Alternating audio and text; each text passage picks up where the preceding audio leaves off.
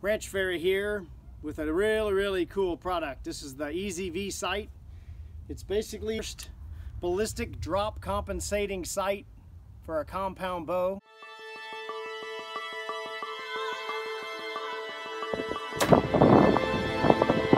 That's two really good shots. What do you think of that thing, Caleb? I think I'll go very far. I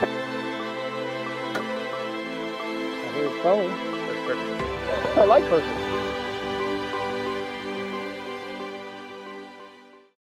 So not to be outdone, I have my math shirt on today. Find X, it's algebra, right? Aaron, who designed the EZV, must be some kind of damn math genius, because he has designed an algorithm based on the width of the animal's kill zone. It's the easiest way for me to explain it. It's a very simple concept. It's a V-shaped reticle for all practical purposes. This is close. This is far. There's 14 discs that go in the sight. You could swap them out for your arrow speed, for the speed that your bow shoots, and then zero it at 20 yards. Get on Aaron's site, EZVsight.com. He has a full explanation about how to zero. That's not what I'm here to talk about. I'm here to talk about the fact that once you get it zeroed, your brain figures out how wide, how much animal needs to be in the V, and you shoot. You don't even think about how far stuff is. You look, you pull, you put your V on the target, your brain says that's right, and you pull the trigger. I've got some tips and tricks throughout the video, and then we're going to shoot 3D. And as a kicker, I'm going to take the sight off of the bow. I have two of them. I have the camo version, I have a black version. In the video we used the black version. I just got this one brand new from Aaron, and I bought both of them from him over the last 2 weeks or so. We take this black sight off of this bow and put it on a Halon 6, which is way faster than what I've got. I shoot 525 grain arrows out of a Matthews Switchback XT. It just keeps killing stuff, so you got to keep that bow around. I've had 3 different people shoot this sight. I'm one of the 3. And the further we back up, we don't get windage variability. We just get drop. You'll drop your arm, or you won't hold right. You know, once you get out past 55, 60, your shooting form really matters.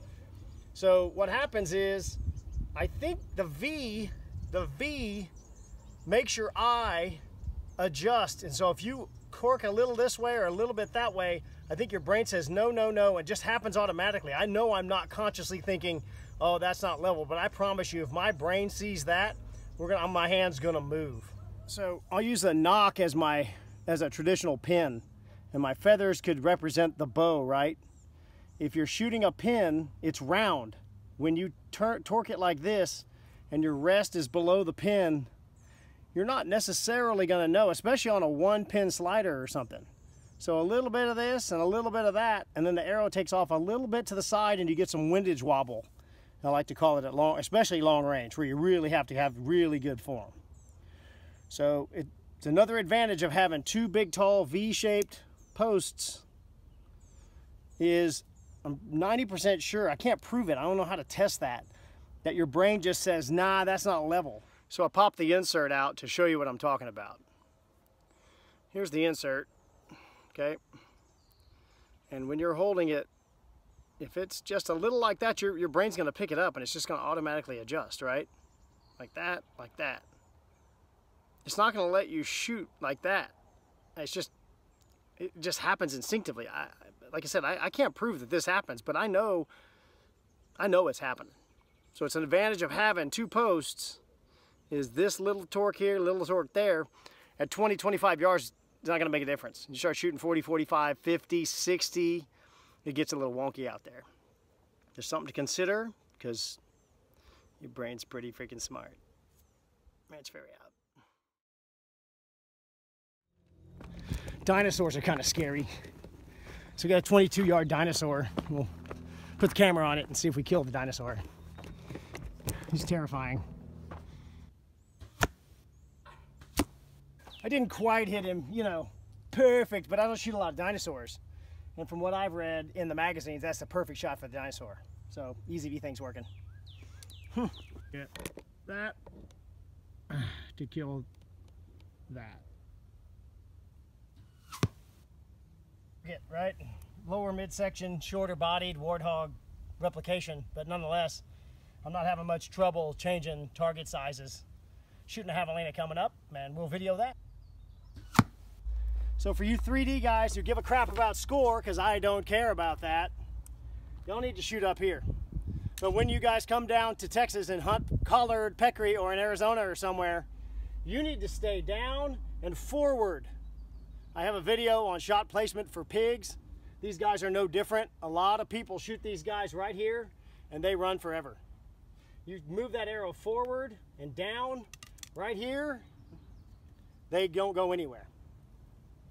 Just a hunting tip, shooting the EZV target. That's not right, it's a sight. It's an EZV Sight on my bow. EZV, shoot your javelinas right there. How's that? Zach's got a Halon 6 Matthews, not exactly slow. So 1-pin sight, and we don't have bracketing. Aaron's got a couple of tools where if you have multiple pins, you can drop it on this tool and it tells you which insert to use. We don't know which one to use.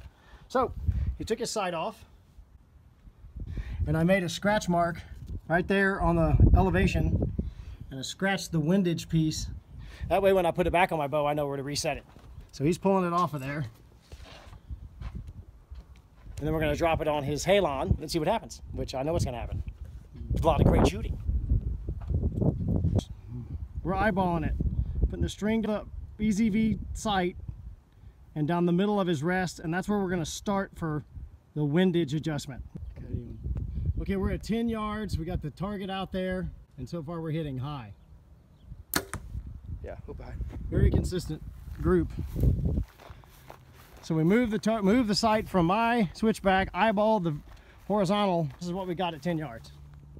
Top 2 tick marks, that's your 20-yard tick mark. So when you are zeroing, you pay close attention to those, and you put them on those 2 dots on the target up there. These are his holes from 10. We've backed up to 20. We haven't changed anything. We're gonna see what happens.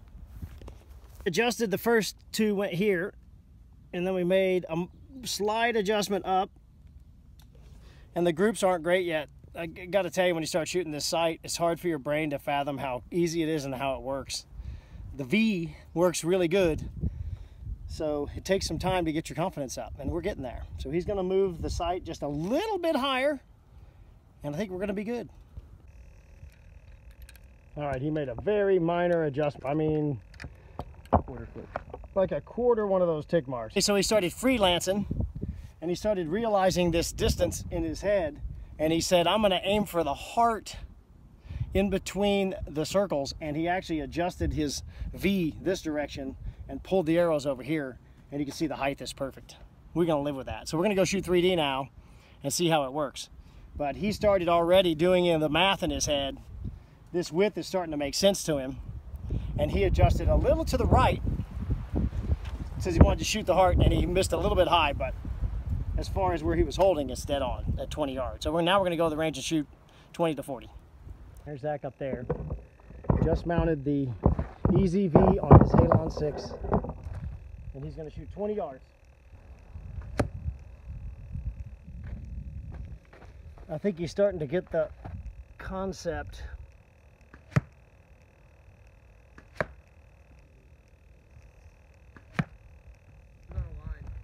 All right, so his first one was good. Like, that's death. Second one was high lung shot, or second one was high spine shot, and third one would probably work out. So we'll keep playing. He's got to get used to it. He's got to trust it. One of the things concerning people is quartering shots. What do you do? What do you do? And somehow, I can't explain it, your brain does the math. It understands how much of the animal is supposed to be in the picture in the V. So I'm going to quarter the target to Zach. He's still up there. He's up there looking pretty close. The arrow should come in right over the top. So as you can see, the boy didn't have much trouble with the quartering shot. He said the first arrow, he said, I just didn't settle enough, right?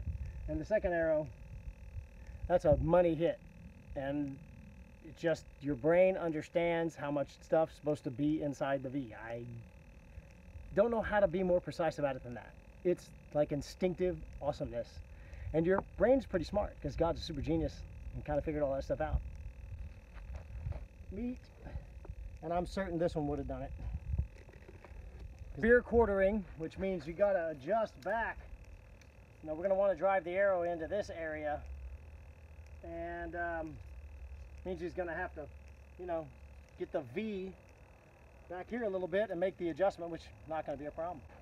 It's about a 27-yard shot. He's sitting back there on a little table. It makes it realistic, like you're sitting in a little tree stand. I think he's got it figured out. That's pretty cool, huh? So Zach's feeling so confident, he's going to go for quartering in face shot, which means that he's going to have to let his brain estimate the width and hit him right here in the forehead face kind of place. Ooh. That is a, I don't know what that is. It's some kind of dog. He chrome domed him. 55-yard lion. Right up there. EZV Sight, you can see it there. I heard foam. That was perfect. I like perfect. 55 yards. Gonna bomb another one. No, I can't see it from here. That's cool.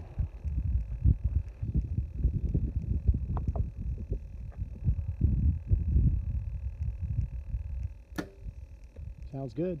What you think? They both felt good. That's what counts. So 55 yards. He's used the sight for an hour, and he hit the lion a little bit high, but he's feeling more confident. That's what counts, and the consistency.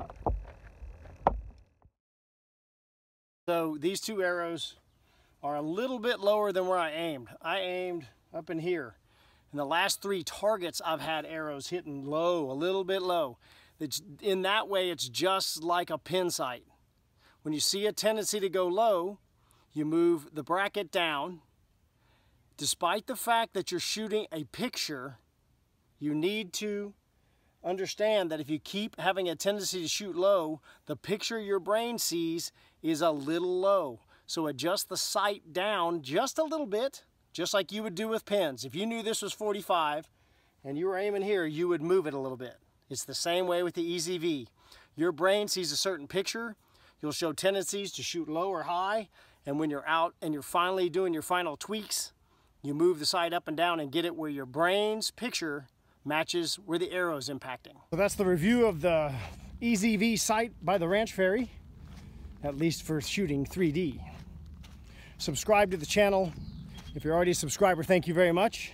If you're not a subscriber, you need to subscribe. What you're going to find out is I am not satisfied until I kill stuff with the products I review.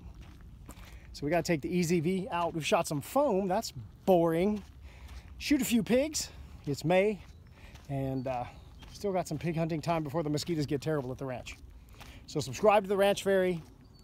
Jump on the channel. Stay tuned. Get yourself an EZV Sight. The link to the website is in the description below. Ranch Fairy out.